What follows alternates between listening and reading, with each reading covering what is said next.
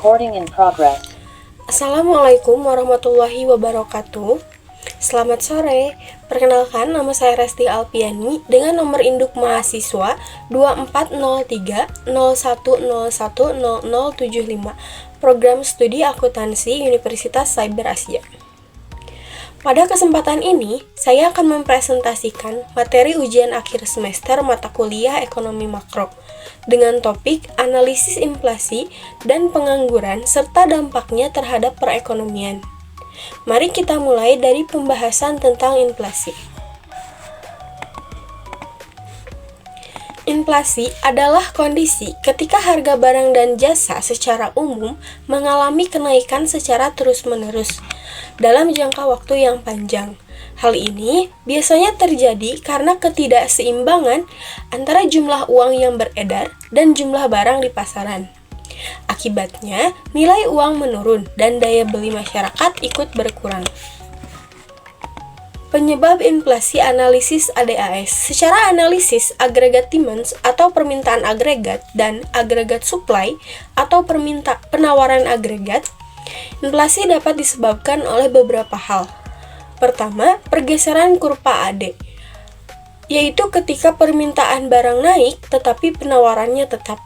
Kedua, pergeseran kurva AS, ketika biaya produksi meningkat, misalnya akibat kenaikan harga bahan baku atau upah tenaga kerja.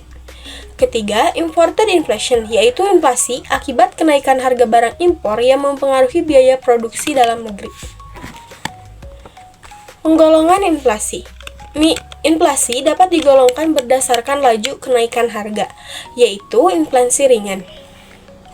Kenaikan harga barang dan jasa yang relatif kecil biasanya kurang dari 10% per tahunnya.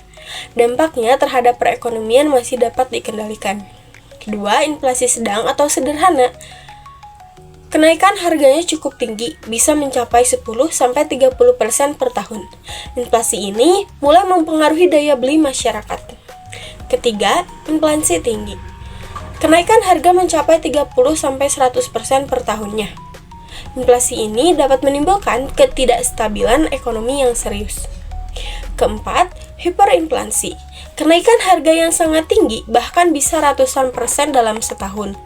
Uang kehilangan nilai dengan cepat, dan perekonomian bisa kolaps jika tidak segera dikendalikan.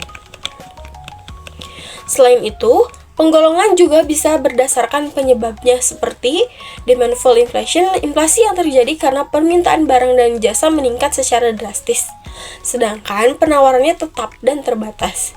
Akibatnya harga-harga pun naik. Contohnya, lonjakan permintaan rumah saat bunga kreditnya rendah. Kedua, cost plus inflation, inflasi yang terjadi karena biaya produksinya naik, misalnya karena kenaikan harga bahan baku, upah kerja, maupun energi. Produsen akhirnya menaikkan harga jual. Contohnya, kenaikan harga BBM menyebabkan biaya transportasi dan produksi ikut naik. Ketiga, imported inflation. Inflasi yang disebabkan oleh kenaikan harga barang impor atau melemahnya nilai tukar rupiah terhadap mata uang asing, sehingga barang impor lebih mahal. Contohnya, harga gandum impor naik, sehingga harga roti di dalam negara pun ikut naik. Pengukuran inflasi. Inflasi diukur dengan beberapa indikator, diantaranya adalah indeks harga konsumen atau IHK, indeks harga perdagangan besar atau IHPB, dan indeks harga implisit atau PDB deflator.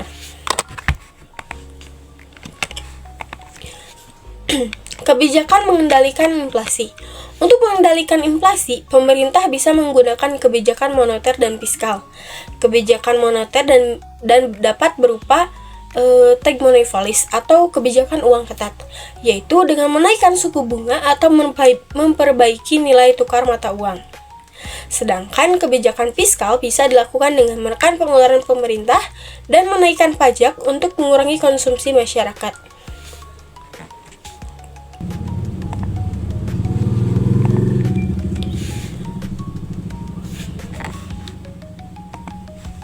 Dampak inflasi terhadap perekonomian. Inflasi memiliki dampak positif maupun negatif. Dampak positifnya adalah mendorong pertumbuhan ekonomi, mengurangi beban utang, dan meningkatkan investasi. Namun, dampak negatifnya lebih dominan, seperti menurunnya daya beli, distribusi pendapatan yang tidak merata, meningkatnya ketidakpastian ekonomi, serta melemahnya nilai mata uang. Contoh soal, jika indeks harga konsumen atau IHK tahun 2023 adalah 180 dan IHK tahun 2024 adalah 198, berapakah tingkat inflasi tahun 2024? Dapat dihitung dengan rumus tingkat inflasi sama dengan IHK 2024 dikurangi IHK 2023 per IHK 2023 dikali 100%. Sehingga 198 dikurangi 180 per 180 dikali 100%, maka 18 per 180 dikali 100% hasilnya 10%. Jadi tingkat inflasi tahun 2024 adalah 10%. Pengangguran. Selanjutnya kita masuk ke pembahasan pengangguran. Pengangguran adalah kondisi di mana seseorang dalam angkatan kerja tidak memiliki pekerjaan dan sedang aktif mencari kerja. Menurut BPS atau Badan Pusat Statistik, seseorang dianggap menganggur jika tidak bekerja sama sekali atau bekerja kurang dari 2 hari dalam seminggu dan sedang dalam mencari pekerjaan. Menghitung tingkat pengangguran. Tingkat pengangguran dapat dihitung dengan membandingkan jumlah penganggur dengan total angkatan kerja, kemudian dikalikan 100%.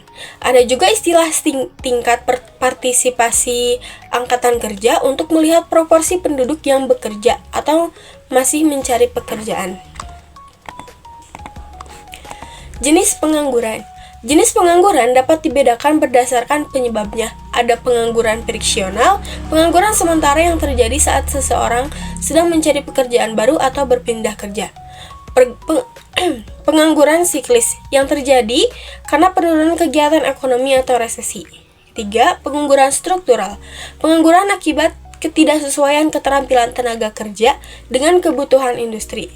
Dan pengangguran teknologi, pengangguran yang terjadi karena digantikan oleh mesin atau teknologi baru. Ada juga berdasarkan waktu kerja, misalnya pengangguran terbuka, pengangguran terselubung atau tersembunyi, pengangguran setengah menganggur, dan pengangguran musiman. Mengatasi pengangguran. Ada beberapa cara untuk mengatasi pengangguran secara teoritis, seperti memperlambat laju pertumbuhan penduduk, meningkatkan intensitas tenaga kerja dalam produksi, serta mendorong pertumbuhan ekonomi agar tercipta lapangan kerja baru. Kebijakan mengatasi pengangguran.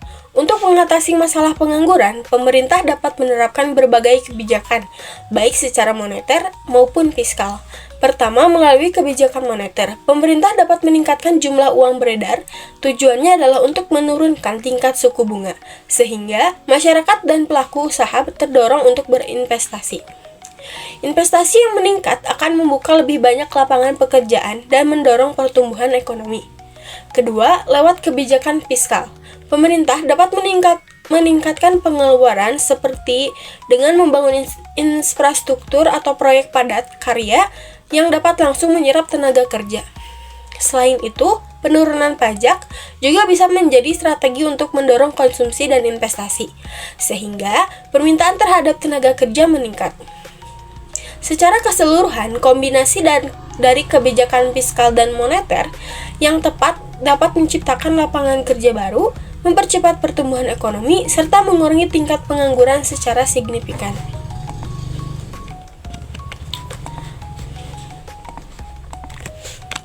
Contoh soal, jika suatu negara memiliki angkatan kerja sebanyak 50 juta orang dan 4 juta diantaranya sedang menganggur, hitung tingkat pengangguran di negara tersebut. Dirumuskan dengan tingkat penganggur sama dengan jumlah penganggur per angkatan kerja dikali 100%. Maka 4 juta per 50 juta dikali 100% hasilnya 8%. Jadi, tingkat pengangguran di negara tersebut adalah 8%.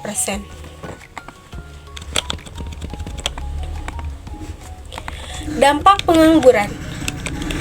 Pengangguran berdampak pada perekonomian dan sosial. Secara ekonomi, pengangguran menurunkan pendapatan nasional, daya beli, serta mengurangi investasi. Secara sosial, pengangguran dapat meningkatkan kemiskinan, menimbulkan masalah sosial, dan menurunkan kualitas sumber daya manusia. Hubungan inflasi dan pengangguran. Inflasi dan pengangguran memiliki hubungan yang dikenal dengan kurva Phillips, yaitu hubungan terbalik dalam jangka pendek. Saat inflasi rendah, pengangguran cenderung tinggi. Sebaliknya, jika inflasi meningkat sampai batas tertentu, pengangguran cenderung turun karena perusahaan meningkat. Pengangguran cenderung turun karena perusahaan meningkatkan produksi dan penyerapan tenaga kerja. Namun, hubungan ini tidak berlaku dalam jangka panjang karena adanya faktor ekspektasi inflasi dan kebijakan moneter. Kesimpulannya,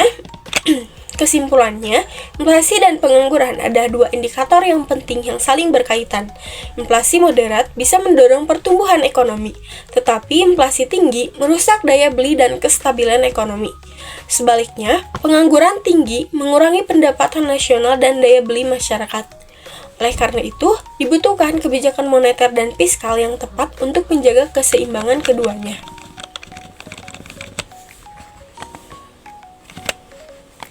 Demikian presentasi saya mengenai analisis inflasi dan pengangguran serta dampaknya terhadap perekonomian. Terima kasih atas perhatian Ibu dosen dan teman-teman semua. Wassalamualaikum warahmatullahi wabarakatuh.